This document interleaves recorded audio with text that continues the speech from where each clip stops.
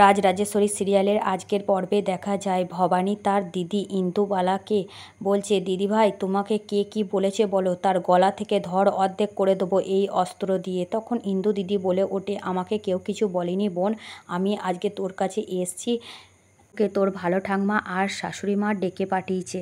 এই কথা বলে ইন্দু দিদি চলে যায়। আর ভবানী ভাবে, এই হাড় আমি কাউকে দেখাবো না, কাউকে জানাবো না, ঠিক সময় বের করব। অন্যদিকে দেখা যায় দাসীরা উদ্ব্যস্ত করছে মাথু দিদিকে, মাথু দিদি তোমার রানীর মার সাথে খুব ভাব হয়েছে আমরা জানি, কিন্তু তোমরা এর কি গোপন কথা হয়েছে আমাদেরকে বলো না। এই কথা শুনে প্রসাদের বোন এবং ফুল্লরা সেই দূর থেকে এই কথা কান পেতে শুনছিল।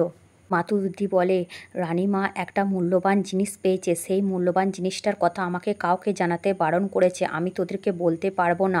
অন্যদিকে প্রসাদের বোন ভাবে যে সেই মূল্যবান হারটা সেই রাস্তা দিয়ে আস্তে আস্তে কোনো মতে ভবানী পেয়ে যায়নি তো, তাহলে অনেক বড় সর্বনাশ হবে। এই সর্বনাশ আটকানোর জন্য আমাকে এক্ষুনি মায়ের কাছে সেই কথা বলতে হবে। অন্যদিকে ভবানী তার শাশুড়ি এবং ভালো ঠাকমার কাছে এসে বলে, মা আমার কোনো ভুল হয়ে গেছে, আমার কোনো অন্যায় করেছি কি, আমায় ক্ষমা করে দেবেন।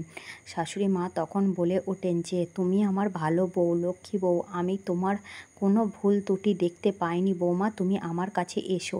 এখন তো কান্ত যুবরাজ হবে, তো এই যুবরাজ হওয়ার জন্য আমাদের বাড়িতে কিছু নিয়ম আছে, সেই নিয়ম তোমাকে শেখাবো বলে তোমাকে ডেকে আনা হয়েছি। তুমি চিন্তা করো না বৌমা, তুমি আমাদের খুব ভালো বৌমা।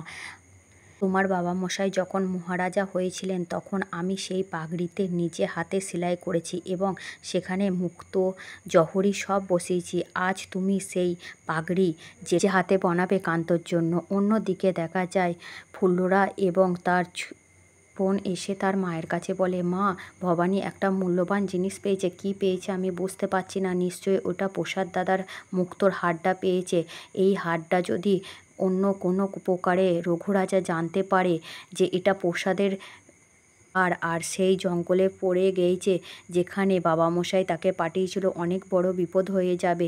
যে করেই হোক সেই হারটাকে খুঁজে আনতেই হবে ভবানীর ঘর থেকে। তখন তার মা ফুল্লরাকে বলে, যা ফুল্লরা, সেই মুক্তোর হারটা তুই খুঁজে নে, আর সেই মুক্তোর হার যদি তুই পেয়ে যাস তাহলে সেটা তোর হয়ে যাবে।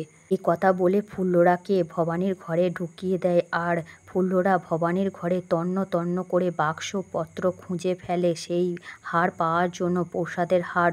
সেই হার যে কোনো প্রকারে ফুল্লরাকে পেতে হবে। তাই ফুল্লরা তন্ন তন্ন করে ঘর খোঁজে এবং ভাবে যে এখনই যদি ভবানী চলে আসে তাহলে অনেক বড় বিপদ হয়ে যাবে। তার থেকে সোনার বাক্সটা নিয়ে চলে যায়, কাকিমার হাতে গিয়ে দেবো, আর কাকিমা সেইখান থেকে সেই হার খুঁজে আমাকে দিয়ে দেবে আর আমি সেই হারটা নিয়ে নেবো। এই কথা বলে কাকিমার হাসতে এসে ফুল্লরা সেই ছুরিটা ধরিয়ে দেয় এবং বলে, তুমি খুঁজে দাও সেই হার, তোমাদের তো সেই হার নিয়ে অনেক মাথা ব্যথা, অনেক চিন্তা, যাতে ভবানী থেকে এই হার দূরে সরে যায়। তখন তার মা এই হার খুঁজতে থাকে এবং সেখানে দেখে যে কোনো মুক্তোর হার পাওয়া যাচ্ছে না। তখন তড়িঘড়ি ফুল্লরা সেই বাক্সটা আবারও ভবানীর ঘরে রাখতে আসে, আর সেই মুহূর্তে ভবানী দরজা খুলে সেই ঘরের ভেতর প্রবেশ করে যায় আর সেই দৃশ্য দেখে ফেলে যে ফুল্লরা তার সোনার বাক্সে হাত দিয়ে কি একটা খোঁজাখুঁজি করতে চাইছিল। তখন ভবানী ফুল্লরার হাতটা এসে চেপে ধরে এবং বলে, ফুল্লরা দিদি তুমি এখানে কি করছো? আমার ঘরে আমার অনুপস্থিতিতে তুমি এসে কি খোঁজাখুঁজি করছো? তুমি কি বলতে পারো তুমি আমার কাছে কেন এসছে? ফুল্লরা তখন চেঁচামেচি করে কান্নাকাটি করে আর ঠাকমা ঠাকমা বলে চেঁচিয়ে ওঠে যে, ঠাকমা আমাকে এমন ধরে হাত ধরে টিপে ধরেছে যে আমি মরে যাওয়ার জোগাড়। মিথ্যে কথাটা বলার পর ভবানী তার ইন্দু দিদির কথা মনে পড়ে যে কতটা মিথ্যেবাদী ফুল্লরা একদম বাজে মেয়ে। তখনই পিসিমা সেখানে এসে পড়ে এবং পিসিমা বলে যে, তুই ফুল্লরার হাত ধরেছো কেন? তুমি কি একটা রাজবাড়ির বউ না দস্যু, আগে বলতে পারো তো?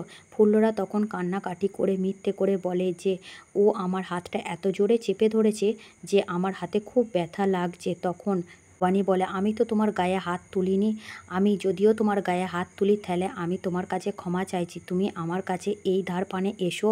তখনই ফুল্লরার হাতটা উল্টো দিকে সত্যি করে জোরে চেপে ধরে ভবানী, এবং ভবানী বলে, তখন আমি তোমার হাতটা চেপে ধরিনি, তোমাকে মারিনি, আঘাত করিনি, তুমি মিথ্যে কথা বলে বাড়ি মাথায় করছিলে। আজ দেখো আমি সত্যি করেই এখনই তোমার সাথে এই ঘটনাটা ঘটালাম যে হাত টিপে ধরলে কেমন যন্ত্রণা হয়, কেমন ছটফট করো।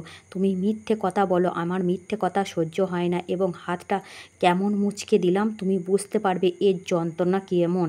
আমার অস্ত্র চালানো হাত তোমার হাত ফুলিয়ে দেবে। তুমি এর আগেও আমার সাথে অনেক খারাপ কাজ করেছো, আমি তোমায় কিচ্ছু বলিনি। আজকে আমাকে শাস্তি দিতেই হতো। ফুল্লরা দিদি, আমায় ক্ষমা করে দিও, কিন্তু এটা না করলে তুমি আমার জীবনে সর্বনাশ ডেকে আনছো। তুমি মিথ্যে কথা এত কেন বলো? তখন ইন্দু দিদি বলে, আমি জানি বোন, এরা সবাই মিথ্যেবাদী, এরা তোর নামে বাজে বাজে মিথ্যে কথা বলে, তোর খারাপ চায়, তোর ক্ষতি চায়, তুই এদের কথায় কান দিস না। ভবানী বলে যে এই হার আমাকে যে করেই হোক যত্ন করে রাখতে হবে।